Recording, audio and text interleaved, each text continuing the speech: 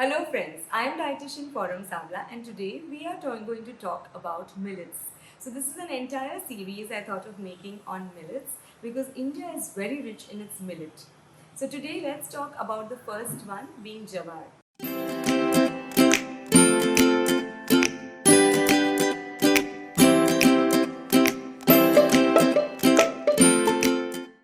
Jawar is known by various names like jawari, jondal in certain areas. In English, it's called sorghum.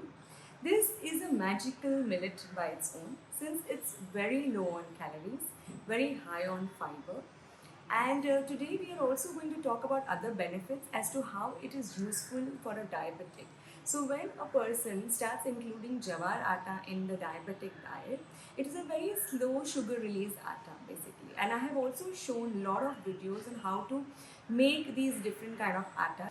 Also, it is very good for a heart patient because heart patients normally have high BP also, high blood pressure, which is basically high sodium. And jawar atta has very high potassium, which helps to get the sodium down.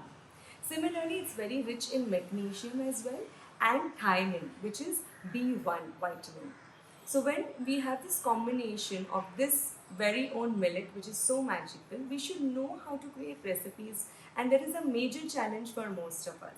So be it students or be it housewives, be it working women, we don't have a lot of time to really make these things, and sometimes we don't know how to make it.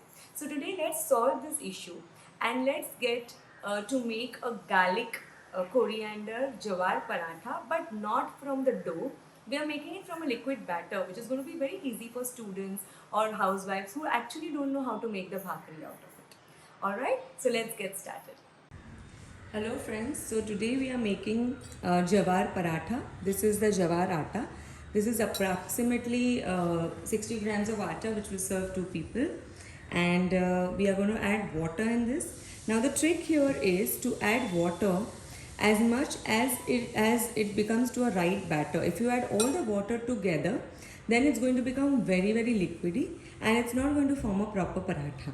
So we are going to add garlic and coriander to it to give it a flavor, and you can also make this plain if you want. Okay, so let's get started.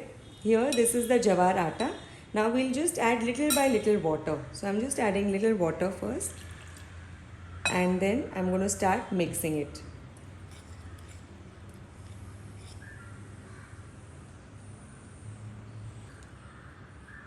Again we'll add little water. So if you add all water at a stretch, it's going to become very liquidy. So, and every atta is different, and it has a different capacity to soak in water. So we have to be patient here. This is a very important step. Once this is through, then you will be able to easily make those nice fluffy parathas. Again we'll add little water. And again start just, you don't need a whisk or anything, just break the lumps, keep breaking the lumps and keep mixing it. And it will form a nice batter. We have to make something like a dosa batter, a little thicker one. See, now it's become nice like a batter. And I think 1 or 2 spoons more and it should just give us that consistency. Yeah. So what I'm going to do is add all the ingredients also. So I'm going to add in the garlic. I'm going to add in the coriander, all of it. And salt.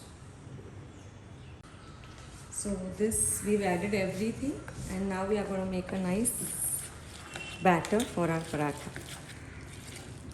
Still I think I need around 1 spoon of water. Something which is a dropping consistency of a batter.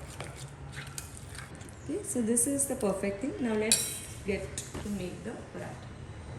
We've taken a non-stick pan here and we've kept it for heating. Now what we are going to do is spread the paratha. So this is our batter and we are going to now spread it. Just take like 1.5 spoonful depending on what kind of thickness you need, and just spread as if you would spread a dosa.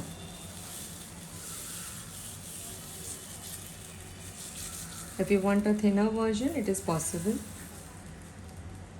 But as parathas are little thick,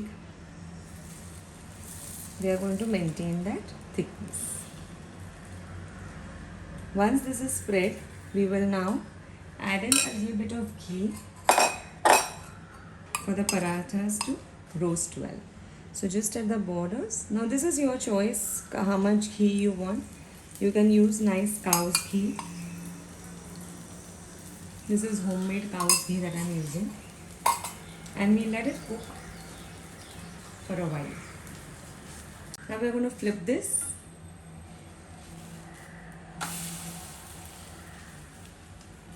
And we are going to let it cook for 2 minutes.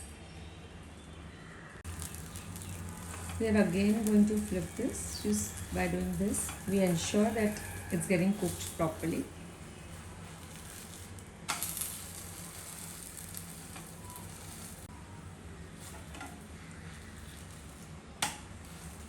We again flip it.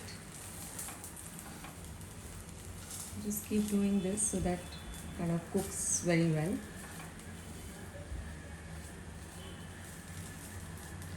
You need to be patient while cooking jawar, bajra, nachni, all of this, as they are high in fiber, complex carbs, and take a little bit more time to cook as compared to wheat rotis. So our paratha is almost done, jawar paratha, and now we'll just take it out and we'll put it in the serving plate.